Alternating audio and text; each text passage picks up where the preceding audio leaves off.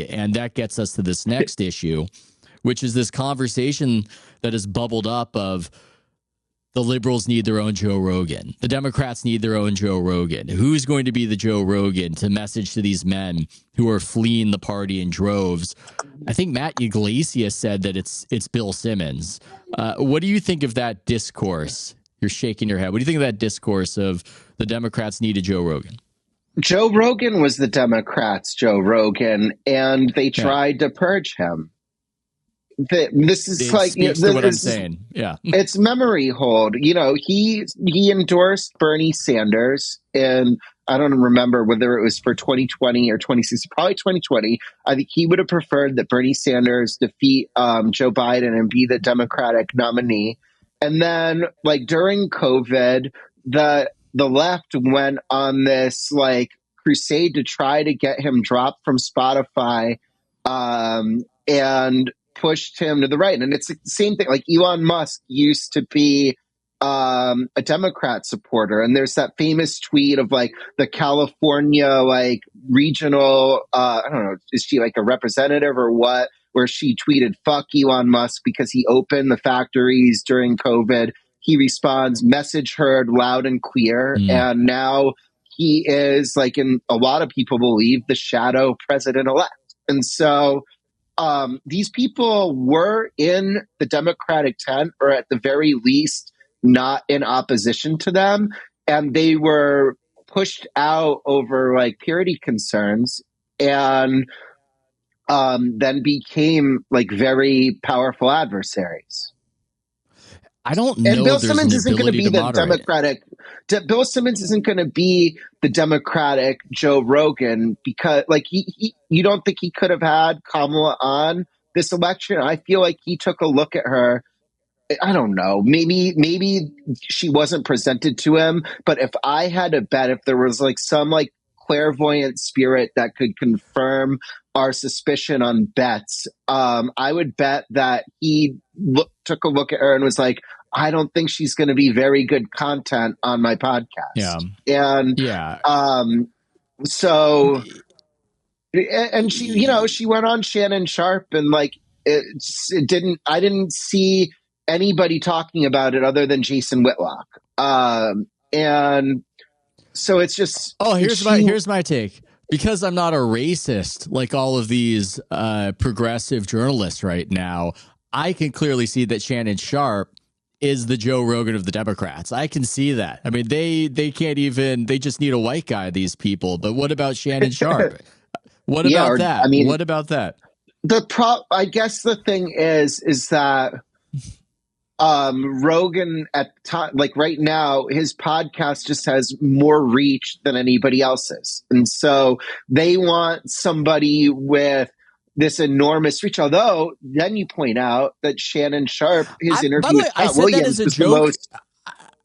I said that as a joke, but I do kind of mean it. I mean, it's weird that they're talking about we need a liberal, we need a Democrat, Joe Rogan, blah, blah, blah, blah, blah. And I'm just looking. I mean, Shannon Sharp literally had Kamala. It was not his best podcast. People like when the tea is spilled over there. That's not going to be exciting when she's on there. But that to me would be the most logical, organic, massive audience is had the politician on. I think what the Democrats are more mad about is that they lost this firewall on distribution that they used to hold over Twitter, Facebook, and YouTube. Twitter got bought by Elon Musk.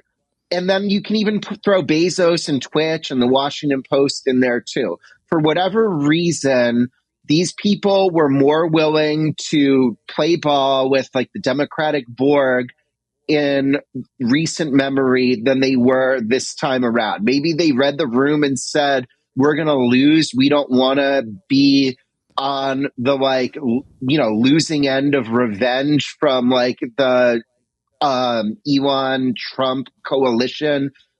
God, people are going to, if this gets aggregated, but what do you mean? What aspect is going to get aggregated? It's a new world. I don't know. People will be like, look at him spouting these crazy conspiracy theories, but I really do think it was. this okay. I I need think to the stuff let you that would say the have got crazy conspiracy. stuff that would have gotten censored in the past, or if not censored, then its reach would have been they would have stepped on the scale to limit the reach. On, like, there was this New York Times story about how YouTube was allowing right wing disinformation to flourish, and YouTube came out and Oh, said we people need to hear everything and make their own opinions. This was that's not not the that's not a consensus. dude. That's not a conspiracy. That's just what happened. If you had tweeted 2 years ago, men aren't women, you would be banned from Twitter. I mean, this is just, there was clear censorship of certain ideological perspectives. And what ends up happening, it's this idea of you don't need a majority, you just need an alternative. Musk, by capturing Twitter and changing the political orientation and showing different things, then creates a problem for YouTube, as you're talking about, because YouTube, if everybody is censoring in one direction, YouTube can censor, but they have this threat of losing all this market share and all these young men and podcasters who are just going to make content on Twitter if they make it too constraining over there, if Or Twitter is an Rumble, yeah. alternative or Rumble or whatever. So I think that was a definite dynamic. And it's one of the reasons why, like I said, I think there are legitimate concerns with Zuckerberg somebody. was definitely like he it was a turning point, the Trump assassination attempt, which we've like all but forgotten about. But a few days after that, Zuckerberg tweets like, I'm not gonna lie, that was pretty badass. And that just felt like a watershed moment where the internet beyond Twitter all opened up. Well, it's also maybe why right now you're seeing all these sports journos and other journos announcing that they're leaving Twitter and posting their Blue Sky account, which to me, it's crazy because that's not going to work. It's just not going to work. You're not going to make it happen. Threads, run by Zuck, could be an alternative to Twitter, and you're just bootstrapping to everything else within the Zuckerberg empire. But I don't think they trust him because of moments like that and some other moments. I think they think that Zuckerberg is now also the enemy. So we can't go to Threads. And instead, we're going to try to make Blue Sky happen, which, hey, Guy Gazunt, if you want to do that, you can do that. I just look at it as, weren't we doing this a few months ago? I feel like this had already They happened while tried these Blue people were Sky like leaving. 5 times, and it just Yeah. they keep coming back. But it's like, yeah, oh no, Don Lemon's leaving Twitter. Like, please, like, hide your kids, hide your wife. Like, just, I don't know. Some Like, of these people have like way inflated. Like Jamie Lee Curtis, oh man, I can't hear from her anymore. Kill I me. didn't know she was on Twitter. I had no idea she was on Twitter. But you're seeing that in sports where they're leaving, they're going to Blue Sky. I respect their decision.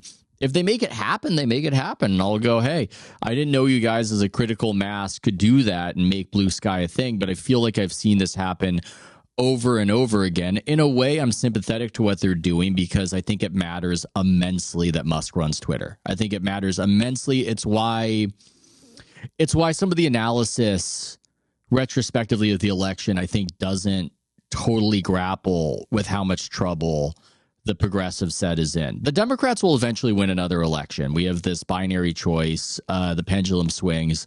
But as far as the progressive, social justice, woke, whatever you want to call it, the issue set, it's been dealt a serious blow. A lot of that is because the information keep of Twitter has been captured. And on multiple fronts, it presents a problem for the ideology that opposes the person running it. One is simply that all this counter messaging gets shared freely, uncensored.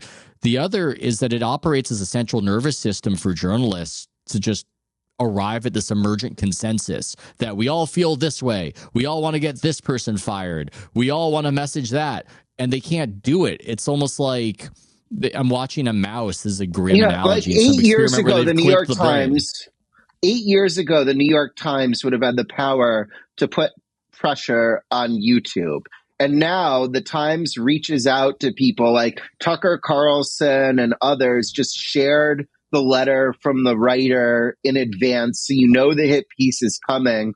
And like YouTube is just like, we're not scared of the New York Times. You guys can't tell us what to do. And just like I didn't even see the story when it came out. I only saw the backlash to it before. No. And there was just like this idea that like nobody has to listen to them. And I've also noticed that while we're on this topic, the Chicago NBC affiliate, which leads into the Today Show, is on in my household in the morning. You might shock you that that's not my primary decision, but I'm in there, it's on, and I'm absorbing some of it.